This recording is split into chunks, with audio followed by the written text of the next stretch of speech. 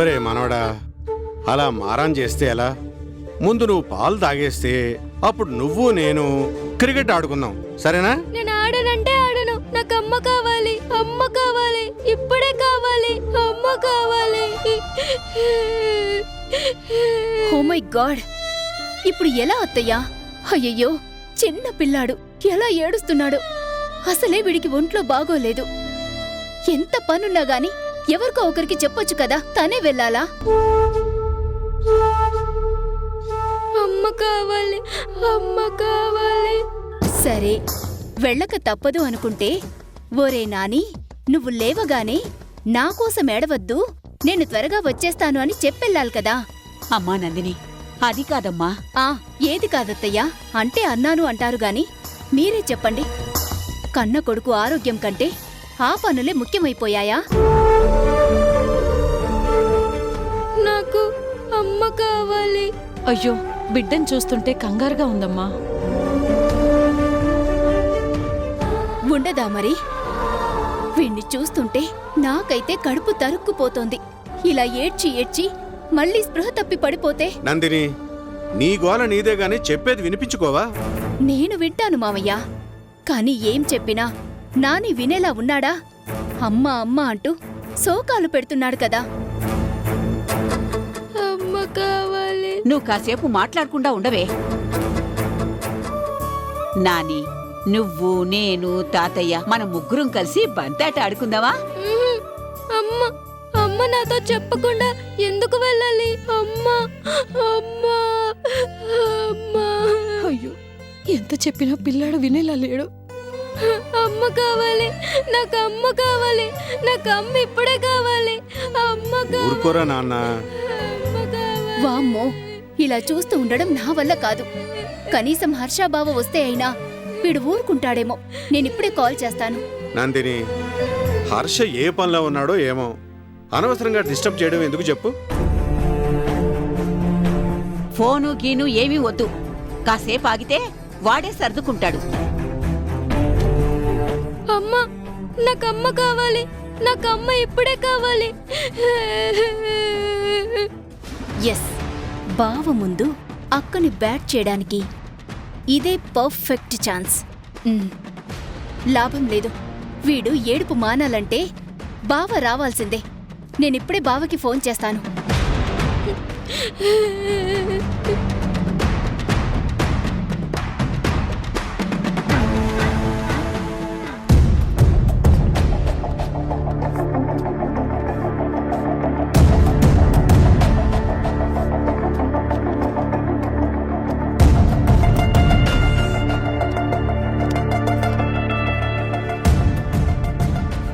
Sir, మన తోటలో చెట్లకు కాసిన కాయలు పళ్ళు వాటిని మార్కెట్లోకి పంపిస్తే వచ్చిన అమౌంట్ అన్నీ స్టెప్ బై స్టెప్ క్లియర్గా రాసి పెట్టాను.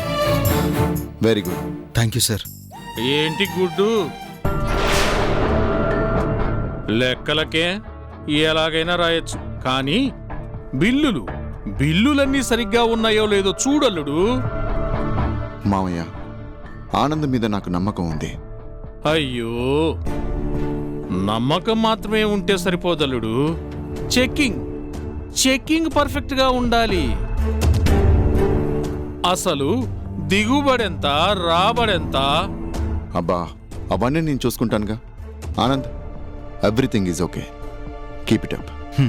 Thank you sir. ఏంటి, ఇంకేదైనా చెప్పాలా? ఏం పర్వాలేదు, నువ్వు ఇక్కడ మేనేజర్వి. ఇక్కడ ఏం జరిగినా నువ్వు నాతో షేర్ చేసుకోవచ్చు. వామ్మో, ఛాన్స్ దొరికింది కదా అని వీడు దొంగచాటుగా మామిడికాయలు నేను అమ్మేసిన విషయం చెప్పడు కదా? ఏం లేదు సార్, చెట్ల నిండా కాయలు కాచే సీజన్ కదా. కక్కుర్తిపడే దొంగలెవరైనా గోడ దూకి లోపలికొచ్చి కాయల్ని పళ్ళని కోసుకుపోకుండా ఎలక్ట్రికల్ ఫెన్సింగ్ని ఏర్పాటు చేస్తే బాగుంటుందని ఆలోచిస్తున్నాను. Very good idea. షాక్ కొడుతుందనే భయం ఉంటేనే దొంగతనాలు జరగకుండా ఆగుతాయి. ఆ ఏర్పాట్లన్నింటికి ఎంత డబ్బు కావాలో ఎస్టిమేషన్ వేయించి నాకు చెప్పు. అలాగే సార్. ఇండైరెక్ట్ గా వీడు నన్ను దొంగ అంటాడా? చెప్తా.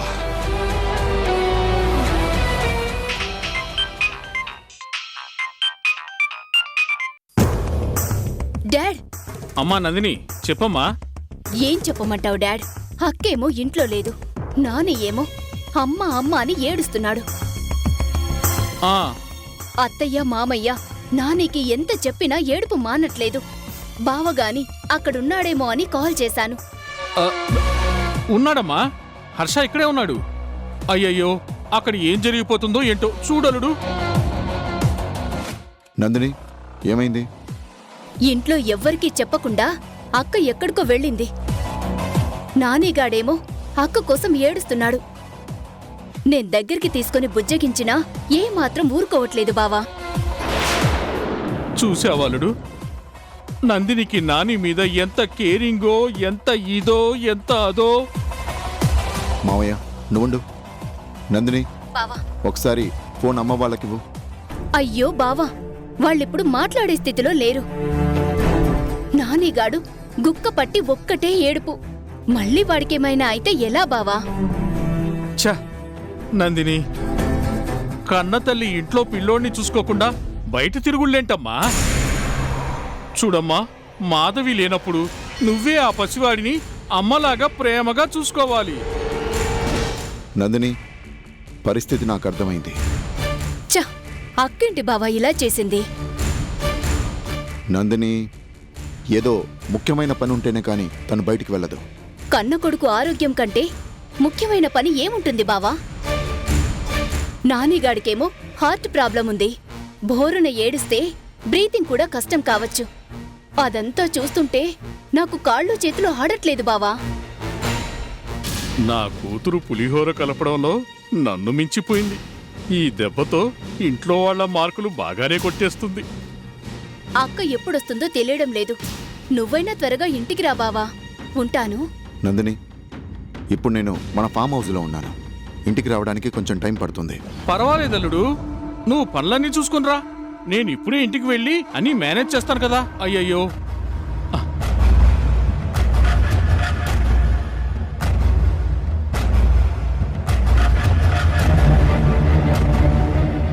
నాని పరిస్థితి తెలిసి కూడా రాణిగారు ఎందుకు బయటికి వెళ్ళినట్టు?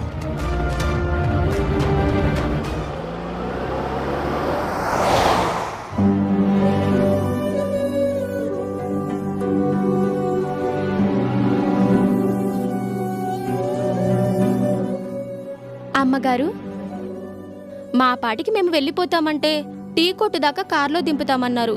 అనవసరంగా మీకు శ్రమ ఎందుకు? ఇందులో శ్రమేముంది? ఇలా మీ అందరినీ కలుసుకోవడం, కష్టపడి పనిచేసే మీతో కొంత టైం గడపడం నిజంగా నాకు చాలా సంతోషంగా ఉంది. చూసావా మళ్ళీ అమ్మగారు ఎంత మంచివారో? అమ్మగారి మంచితనం గురించి నాకెప్పుడో తెలుసులే.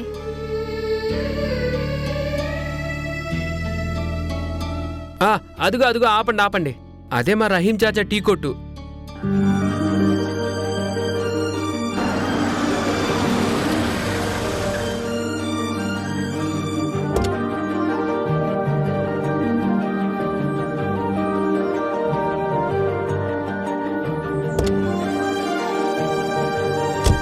ఉంటామమ్మా. మ్మ్. వీళ్ళేమిటి కారులోంచి వస్తున్నారు?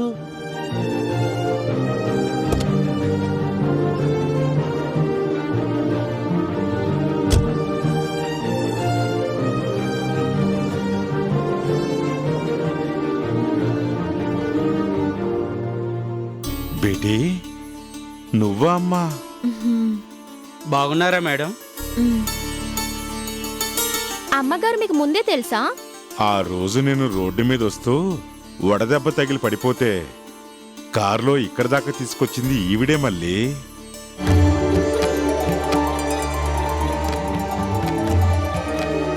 రహీంబాయిని ఎంతో అభిమానంగా పలకరించి హాస్పిటల్కి తీసుకెళ్లి పరీక్షలు చేయించమని డబ్బులిచ్చింది కూడా మంచి మనసున్న ఈవిడే.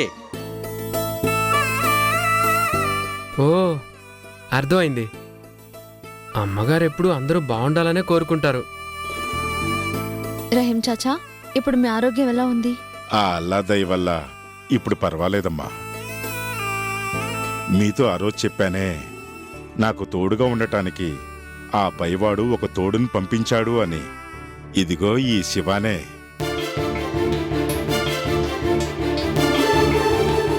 మళ్ళీ మీరందరూ అమ్మగారు కారులో వచ్చారేంటి? శాస్త్రి బాబాయ్, మీకు తెలీదు కదూ, ఇవాళ అమ్మగారు మా క్వారీకి వచ్చారు.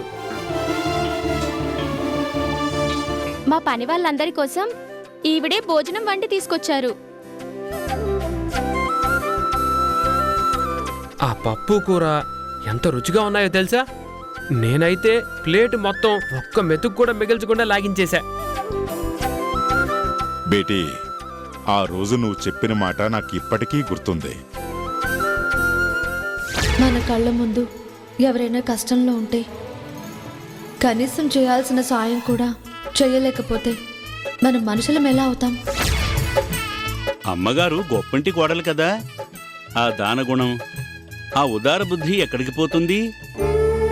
శివ, మీరుండేది ఇక్కడేనా? రహీం చాచా టీ కొట్టే మానోడికి స్వర్గంతో సమానం. అదిగో ఆ బెంచి మీదే తిండి నిద్ర అన్నీ కూడా.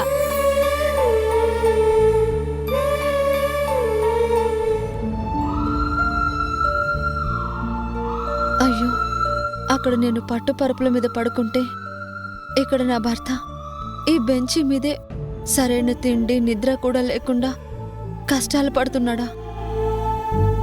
ఏం చేస్తాం, నాకు ఎవరూ లేరు, మా శివాకి ఎవరూ లేరు. ఎంత ప్రయత్నించినా వీడికేమో గతం గుర్తుకు రావడం లేదు. పాపం తన వాళ్ళు ఎక్కడున్నారు? వీడి ఆచూకీ తెలియక ఎంత కుమిలిపోతున్నారు. రాధని కట్టుకున్న దాన్ని నేను కళ్ళ ముందే ఉన్నాను. తను నన్ను గుర్తుపట్టలేదు. నేనే మీ భార్యనని చెప్పే అవకాశం నాకు లేదు. అందుకే కనీసం నా చేత్తో వండి అందరితో పాటు వడ్డిస్తే అయినా నా భర్త తృప్తిగా తింటారని ఇవాళ ధైర్యం చేసి ఇలా వచ్చాను. ఏంటి శివ, అమ్మగారు కష్టపడి నీకోసం భోజనం తీసుకొస్తే కనీసం టీ తాగుతారని కూడా అడగవా? అయ్యో, మర్చిపోయాను. అమ్మగారు, మా టీ కొట్లో అల్లం టీ చాలా బాగుంటుంది, నేను తీసుకొస్తాను, ఉండండి. శివ, ఇప్పుడు కాదు, మరోసారి తీరిగ్గా వస్తాను. చాచా, నేనుంటాను. నిజంగా ఈరోజు నా జీవితంలో మర్చిపోలేని రోజు. Thank you. అమ్మగారు, ఇంకోసారి తప్పకుండా రావాలి. నీ దగ్గరికి ఎప్పుడెప్పుడు రావాలా అని నాకు కూడా ఉంది రాధా. నీ భార్యగా మళ్ళీ నిన్ను చేరుకునే రోజు ఎప్పటికొస్తుందో. సరే, ఇక నేను బయలుదేరుతాను. అలాగేనమ్మా. మంచిదమ్మా. వస్తాను. సరేనమ్మా.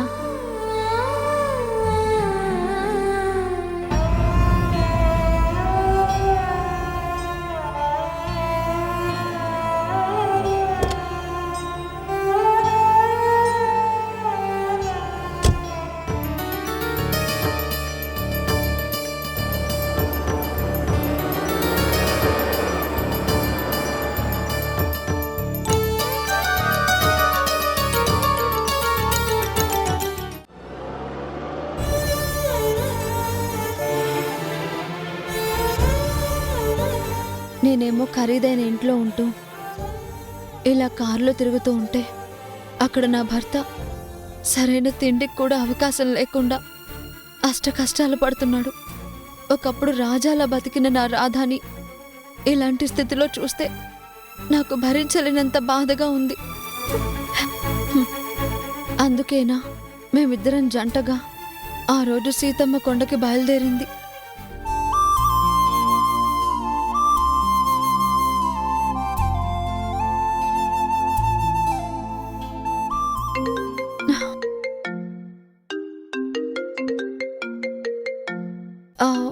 ఎప్పుడు లేంది హర్ష గారు కాల్ చేస్తున్నారేంటి? హలో రాణి గారు, ఎక్కడున్నారు? నేను కారులో ఉన్నానండి, ఇంటికి వస్తున్నాను. ఏం జరిగింది? ఏమీ లేదు. ఇంట్లో మీరు లేకపోయేసరికి నిద్ర లేవగానే నాని అమ్మా అమ్మా అంటూ ఏడ్చాడంట. అమ్మేది నాతో చెప్పకుండా ఎందుకు వెళ్ళింది అని ఎంత ఓదార్చినా వినకుండా అందరినీ కంగారు పెడుతున్నాడంట.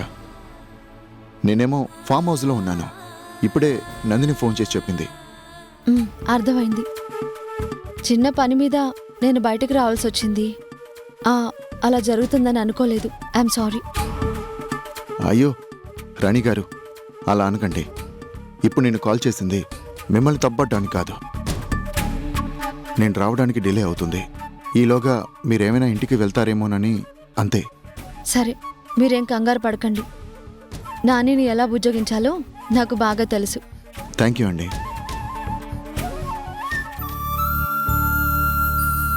హా. డ్రైవర్, త్వరగా ఇంటికి పోని. అలాగేనమ్మా.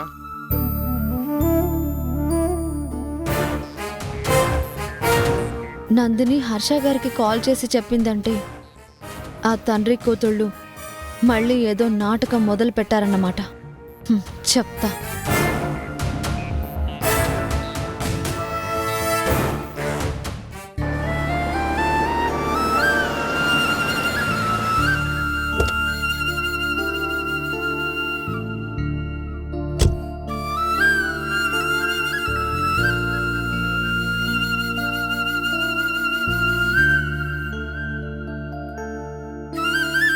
నాని,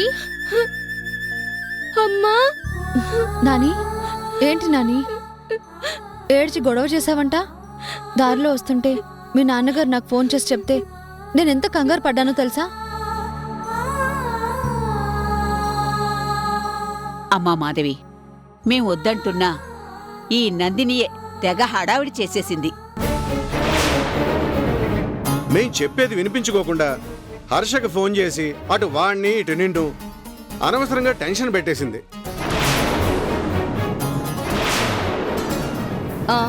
ఇది మరీ బావుంది. ఇంట్లో ఎవ్వరికీ చెప్పకుండా అక్క ఎక్కడికో వెళ్ళినందుకు తనని నిలదీయాల్సింది పోయి నన్నంటారేంటి? చాలే ఊరుకోవే. పని మీద బయటికి వెళుతున్నట్టు మాధవి మాకు ముందే చెప్పింది.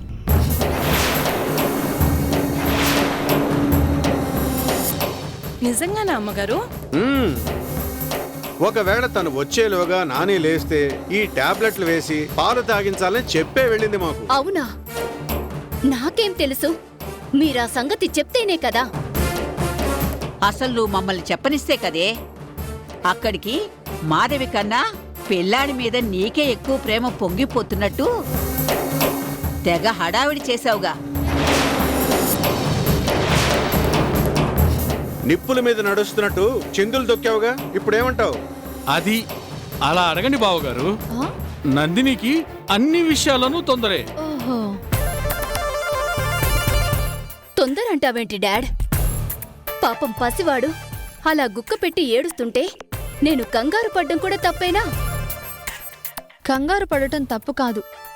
ఎక్కడో ఉన్న వాళ్ళని కావాలనే కంగారు పెట్టడమే తప్పు. విన్నావా నందిని? నాని మీద నీకు ఎంతైనా ప్రేమ ఉండొచ్చు, కానీ అనవసరంగా ఎదుటి వాళ్ళని కంగారు పెట్టకూడదు. అనవసరంగా అంటారేంటి డాడ్? పాలు కూడా తాగకుండా నాని అమ్మ అమ్మ అంటూ ఏడ్చాడో లేదో మీరే అడగండి. ఏ నాని, నిజంగా ఏడ్చావా? అమ్మ కనిపించలేదని నేను బిగ్గరగా ఏడుస్తే ఇంట్లో వాళ్ళందరూ ఏం చేస్తారా అని టెస్ట్ చేశానంతే. ఓ ఓర్ని. అంటే మా అందరికీ నువ్వు టెస్ట్ పెట్టావా? అవును పిన్ని. నా టెస్ట్లో తాతయ్య నానమ్మ భయపడలేదు కాబట్టి ఫస్ట్ క్లాస్లో పాస్ అయ్యారు.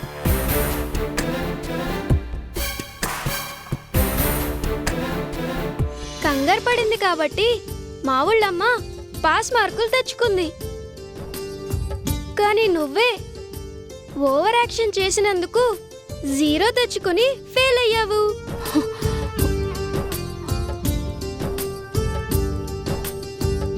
అమ్మో అమ్మో, నాని బాబు భలేవాడివే నువ్వు. ఓరే బడవా, అయితే నేల మీద పడి దొరలడం, అమ్మ అమ్మ అంటూ శోకాలు పెట్టడం కూడా నాటకమేనా? అవును తాతయ్య. మరి నా యాక్టింగ్ కి మీరు ఎన్ని మార్కులు వేస్తారు? 100కి 100 మార్కులు ఇస్తాన్రా. ఎక్కడా భయపడకుండా నిజమేనని నమ్మించినందుకు నీకు మంచి గిఫ్ట్ కూడా కొనిపెడతాన్రా. చూసావా అమ్మా, నా యాక్టింగ్ అదుర్సు. చాలేరా నీ అల్లరి. ఏంటి నాని, అందరినీ అలా కంగారు పెట్టచ్చా? తప్పు కదా. చేయనమ్మా.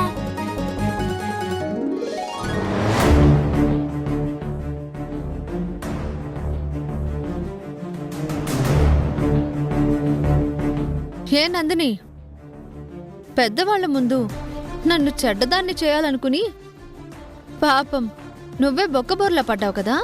నీ కొడుకాడింది నాటకం కాబట్టి సరిపోయింది. అదే నిజమయ్యుంటే అప్పుడేం చేసుండేదానివి? పూర్ నందిని, నీకొక సీక్రెట్ చెప్పనా? సీక్రెట్టా? ఏంటది? నేను బయటకు వెళ్తున్న విషయం అత్తయ్య మావయ్య వాళ్ళకే కాదు, నానికి కూడా ముందే తెలుసు.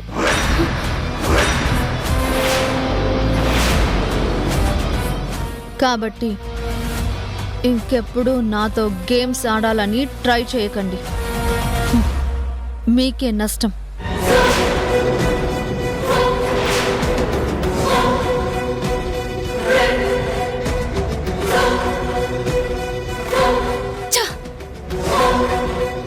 మాధవి నన్నిలా దెబ్బ కొడుతుందని అస్సలనుకోలేదు. నందిని, వద్దన్నా ఎదురు దెబ్బలు తినడం నీకు అలవాటైపోయిందిగా. డాడ్, నువ్వు నా మీద జాలి చూపిస్తున్నావా లేక ఎగతాళి చేస్తున్నావా? నువ్వు ఎలా అనుకున్నా సరే తొందరపడి మాధవి విషయంలో ఎక్స్ట్రాలు చేస్తే అడ్డంగా బుక్ అయిపోయేది మనమే. ఆ సంగతి మాత్రం మర్చిపోకు. చూస్తా. ఇంట్లో వాళ్ల కళ్ళు కప్పి మాధవి తరచుగా ఎందుకు బయటికెళ్తుందో ఆ సీక్రెట్ ఏంటో త్వరలోనే బయటికి తీస్తా. శివ, నేను విన్నది నిజమేనా? నువ్వు సైకిల్ పోటీలో పాల్గొంటావా? అవును మళ్ళీ. శివ, నీ ఆలోచన మంచిదే, కానీ ఆ పోటీలో నెగ్గాలంటే చాలా కష్టం. వాళ్ళతో తలపడడం అంటే నువ్వు అనుకున్నంత తేలిక కాదు.